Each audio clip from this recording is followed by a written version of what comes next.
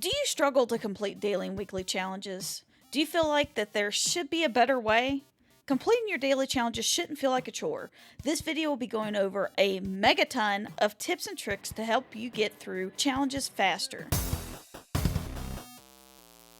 With this guide, we'll help you stop grinding and get back to having fun, because challenges can feel like a drag, and they don't have to be. Just in case you're unsure what season challenges are, let's give you a quick overview. If you feel the need for further explanation, let me know in the comments below, as that is another video, which I am happy to make. Fallout 76, like most online games, have seasons. These seasons are free and come with tons of rewards.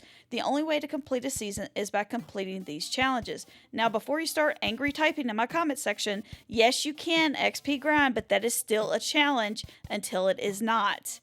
Fallout 76 has two types of season challenges, daily and weekly challenges. By completing these challenges, you'll get through the season super fast. Loads of players struggle trying to complete these challenges and trying to complete the season. Now, if you're looking for how to XP grind the season, those tips can be found in the playlist that will be posted at the end of this video and in the comments below. This video will be covering tips and tricks I use to complete my daily challenges in 15 minutes or less, and will give you some simple ways to complete certain challenges. I want you to enjoy the game and not make it a chore. So let's take the struggle out of completing these challenges by playing smarter and not harder. I'll even be giving general tips for how to best complete weekly and daily challenges all the way through the video.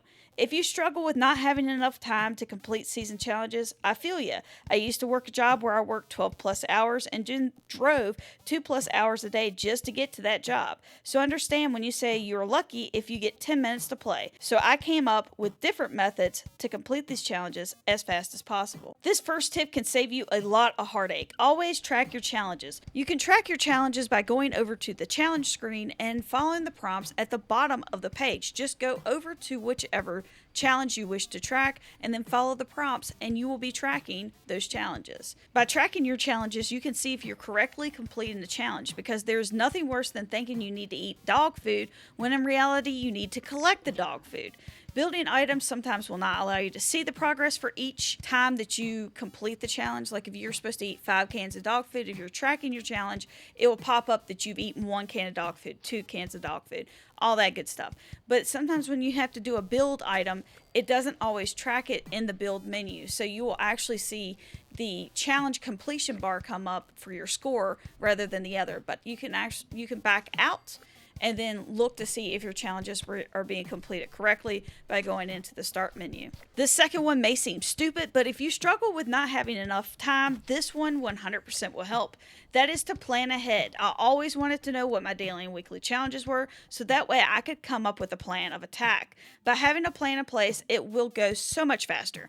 I do a daily update almost every day going over the daily challenges, your free Atomic Shop item, and daily on sale item in less than 60 seconds. Tuesdays is the weekly reset, so that video is always a full-length video. This next tip will save you a ton of time, and loads of players struggle with this one, and that is pictures. When you need to take a camera picture of a snallygaster or a grafton monster or what have you. The biggest thing you need to be paying attention to is whether it says photo mode picture or camera picture. Camera picture means with your camera that's located under your weapons. You do have to complete a quest to get this camera.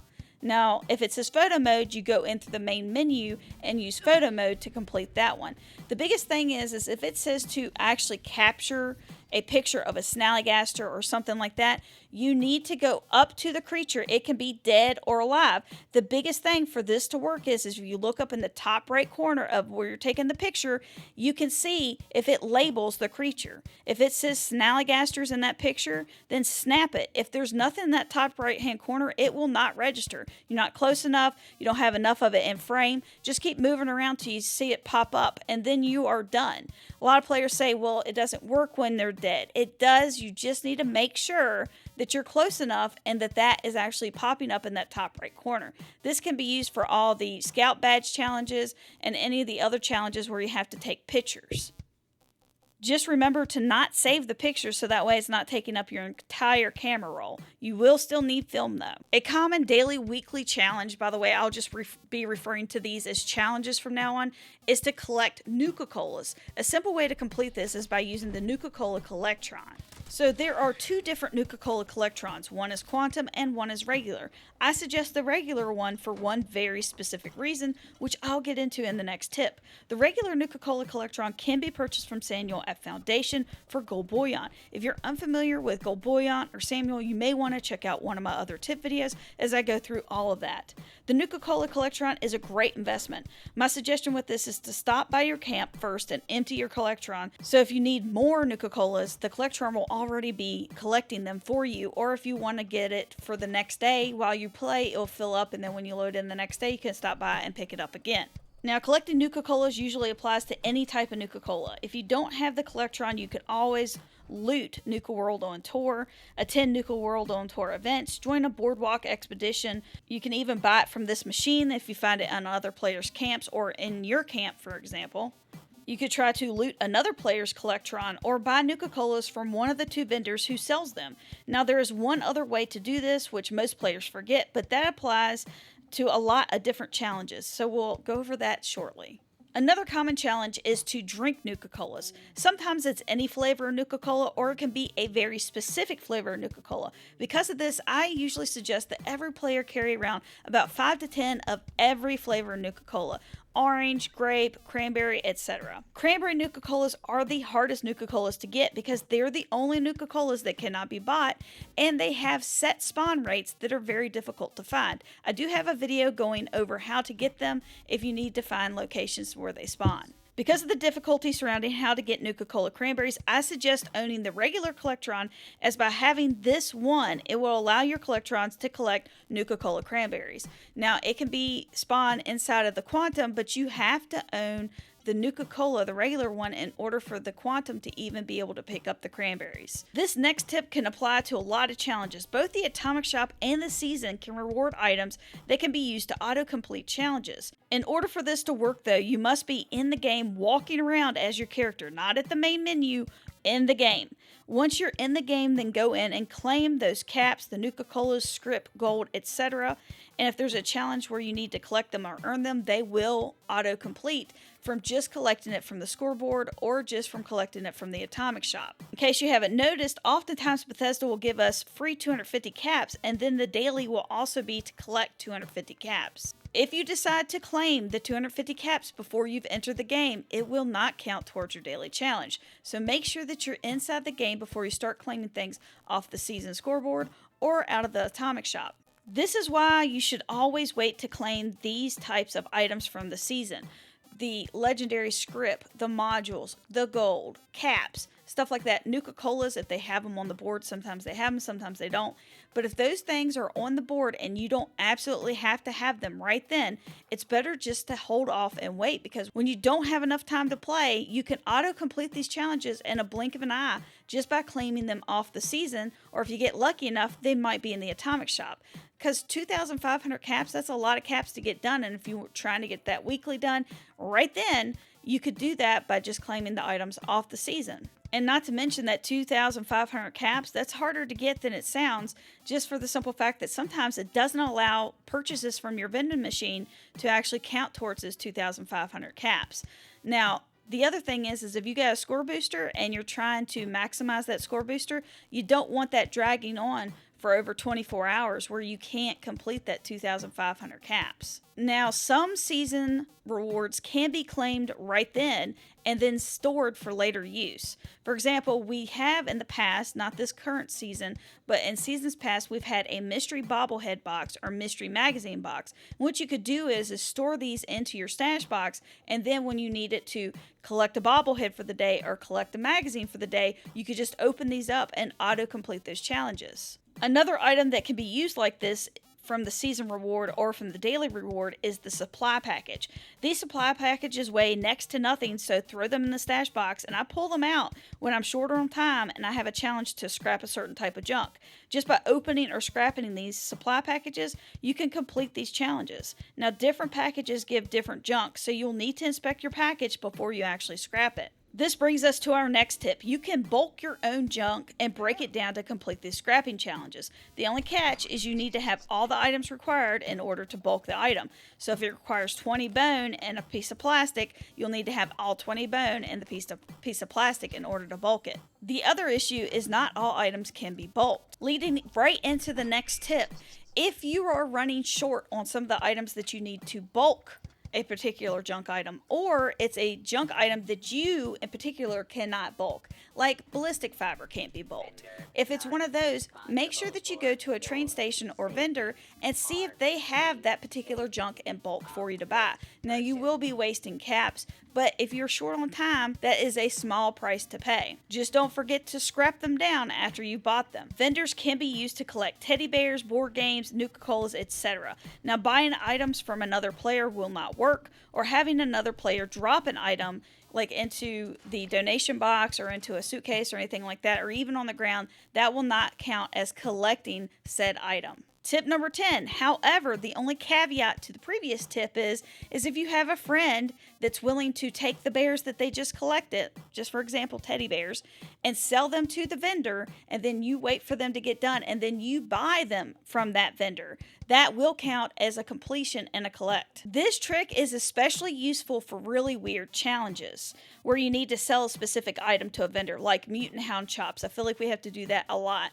Now, let's say you don't have the time to run around and kill a bunch of mutant hounds in order to make the mutant hound chops to sell. We'll just go to a very popular vendor and see if somebody else has already sold it. And if they have, buy it and then sell it back to that vendor, and then it will be completed. The next tip I will be going over will cover pre-war food. Now, pre-war food challenges normally consist of eating or collecting said pre-war food. Now, a lot of players don't realize that a lot of items count as pre-war food, like popcorn or canned coffee or dog food or gum. So if you collect gum, like from opening up those perk packs, you can use that as eat pre-war food if you're running short on pre-war food. Another item that's readily available in a lot of players' camps is the Nuka-Cola candy. Now, people have the bubblegum machines sitting out. You go up and you can grab, I think it's 24 of them that collect in there, and a lot of times you'll find 24 of them. Just go over and take them out and then store them for a later date, so that way you have a bunch of pre-war food ready to go. Or, try to find it so that way you can collect it that way. Don't forget to check those cookie jars, as they produce pre-war food as well as in the Fancy Lad snack cakes. Now, supposedly the brand new Collectron that we have on the Season 17 scoreboard will actually give you irradiated sugar bombs, and the Helvetia robot will also collect some pre-war food, so you could use those as well. You have a couple camp slots, so you could put one in one camp and one in the other. The thing is you'll just need to make sure that you leave the camp open, so that way they're collecting when you need it. Because if you empty both of them out and then leave the world, when you come back in, both of them will be empty, and you'll have to wait for them to collect in the one camp and then activate the other camp. So just be aware of that. This next tip goes into another resource that we have in our camp, and that is the new steamer. The steamer produces already cooked meat-based meals. So if you need to eat a meat-based meal, if you see one of those, go over and grab out all that juicy Mirelurk meat and start eating it, and it will count. Now, if you need to make meat-based meals, you can also use your rad stag that is in your camp to collect rad stag meat and complete that challenge. Pre-war money is another challenge that a lot of players face, and it's either to collect or scrap. Most of the time it's scrap pre-war money. Now, if you need 100 pre-war money, the easiest way to get it is just to go to Collision Course. Or you could join one of the new expeditions to Atlantic City, as most of those, if you collect all the items from the enemies you kill, most of them will drop pre-war money as well. The next item a lot of players don't realize is that if you have a challenge that says sell a pipe pistol to a vendor, if you have a pipe pistol that's legendary that you're going to be scripting anyway, putting those items into the script machine will count towards your daily challenge. This next challenge could save you a ton of junk, or scrap for that matter. If you have a challenge that says build so many crafting stations in your camp, or it says build anything in your camp, workshop, or shelter, you can use the loadout machine. The loadout machine requires no scrap to build it, and that way you can just build it, and you can build up to 10. break those down. You won't get any scrap in return, but break those down and then put up more so that way you can easily complete these challenges without wasting your scrap. Couple quick tips for fermentable alcoholic beverages. Now, if you have recently played Moonshine Jamboree, one of the rewards from the event is Meyer Magic Moonshine.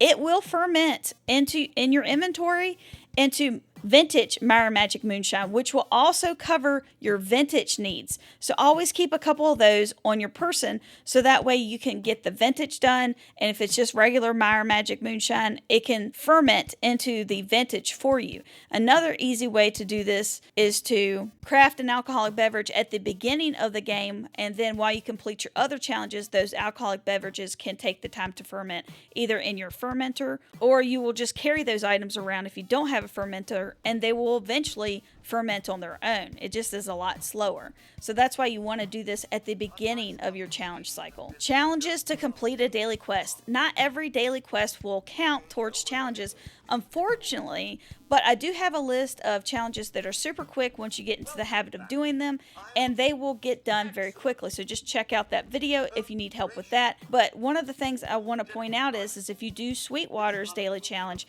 he gives you his Sweetwater brew. Now this brew counts as both an alcoholic beverage if you need to drink an alcoholic beverage or collect them, and it can also work as a tea. So it can be used as either one. So if you're running short on tea or you're running short on alcohol or you need to collect one of those, you can literally just go over there and complete this very quickly and get that done. My motto is with that plan of attack is if you know exactly what you're going after, you can plan to do more than one thing in each location if it's possible. For example, this week we've had a bunch of challenges with injuring mole miners or killing mole miners, and then to scrap junk to produce bone. Well, you can do all that in one fell swoop. You can get your critical hits on your mole miners, you can kill the mole miners, and then when you collect all their junk, when you break down those mole miner gauntlets, they give you mole rat teeth. Those mole rat teeth will break down into bone. There you go. Get it all done. Now, this challenge is sometimes a daily challenge, a weekly challenge, and it's also a challenge for atoms that we have where you can get free atoms if you complete so many tasks, like kill a robot with a pipe pistol. Now, how many people do you know that want to kill a robot with a pipe pistol? Not very many people. So, with that being said, you don't actually have to kill them with the pipe pistol. You can use your regular weapon to get their health down and then just deliver the kill shot with whatever weapon you're supposed to be using to complete that challenge, whether it be the daily, the weekly, or the atom challenge. Killing an animal with a pipe pistol, just any of them that is a challenge. We get this for dailies and weeklies. Just go find a bunch of squirrels, possums, rabbits, something that you can one-shot and get it over with very quickly. I do have a video that goes over where possums are located and other small critters that do spawn there as well. Doing the Mothman event where you have to kill all the little fireflies, that one will also net you kill critters as well with a pipe pistol. Not to mention it also works for insects, so look out for that one. The next one is one that I find so tedious, and that is to plant crops. Now, if you need to plant crops and you're out of crops or you're out of space, the easiest way to actually repair or plant crops for challenges is to just break down what you already have. If all of your stuff is damaged, like your corn stalks and your razor grain and stuff like that, if it's damaged and you don't have razor grain to repair it, you literally can just delete it and you'll get a razor grain back, and then you can plant it again. So that way you can get that challenge done and you won't have to take up more space in your camp budget, and you won't have to go traveling somewhere else to get this done. This next tip is just in case you have a particular challenge you feel like is always kind of difficult or you have a hard time completing. Now, you can always re-roll that challenge and try to get an epic challenge, but what if that epic challenge turns out to be the exact same challenge except you have to do something weird with it, like kill a Deathclaw and you have no idea where a Deathclaw is at, but now you gotta kill it with the pipe pistol.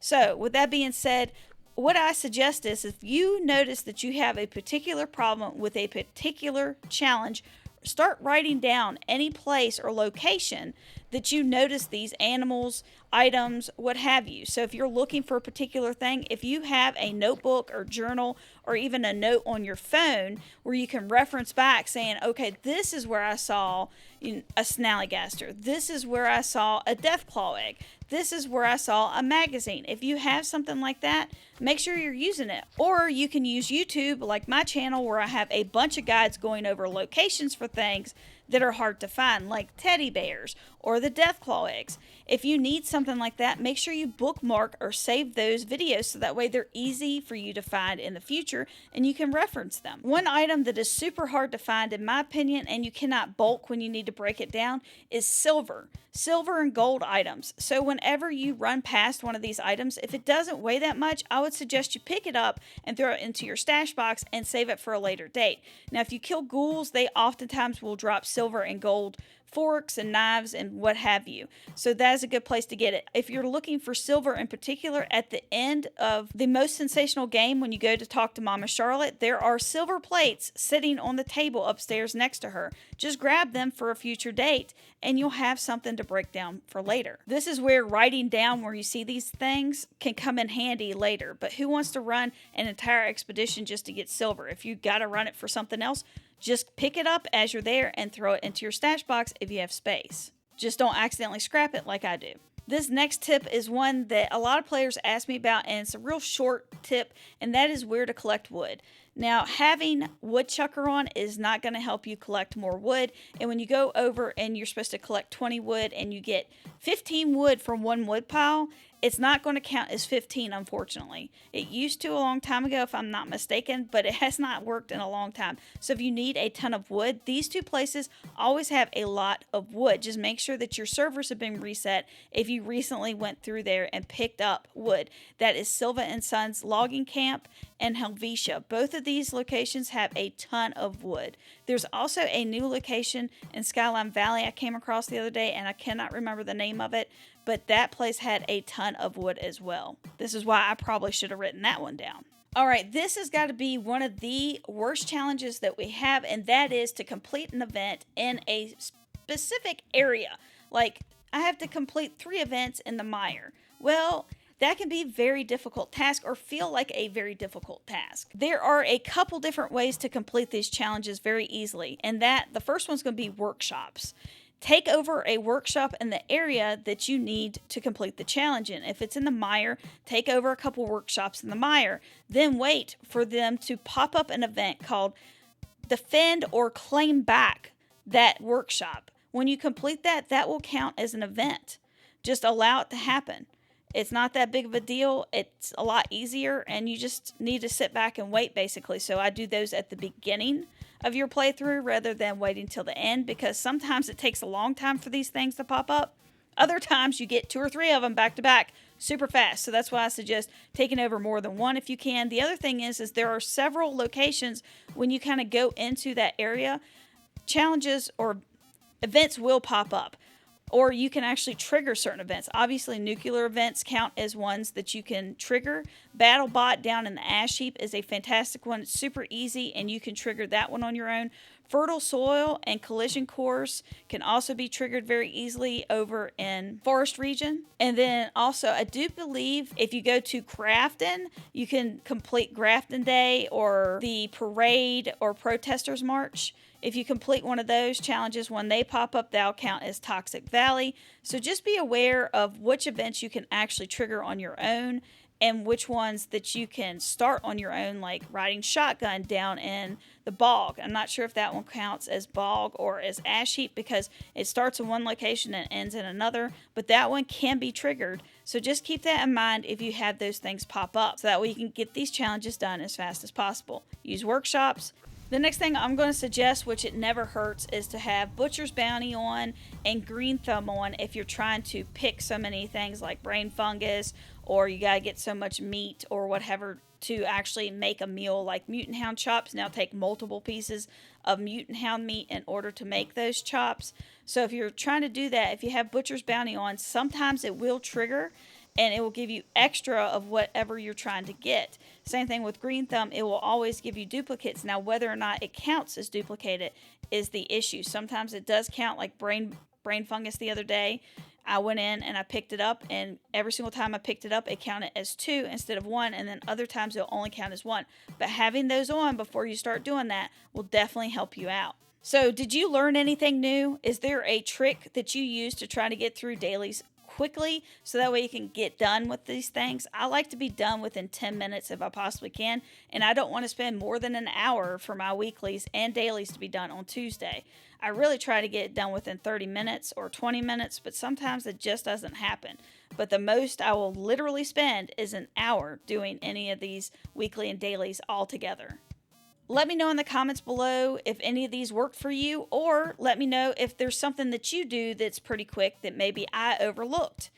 Let me know how everything works out, and this way you can get through any season that you want to without having to grind West Tech for the rest of your life, because that can get very boring and dull and really put a damper on the spirit of the game for a lot of players doing the same thing over and over and over again. It's like beating a dead horse. Some players can really do that, and some players, they can only do so much, so know your boundaries. Alright guys, take care, and I'll see you in the wasteland. Huge shout out to all my channel members, the Deathclaws. Without you guys, none of this would be possible. So thank you so much for supporting me and having my back. It means the world, and you really do keep this channel going.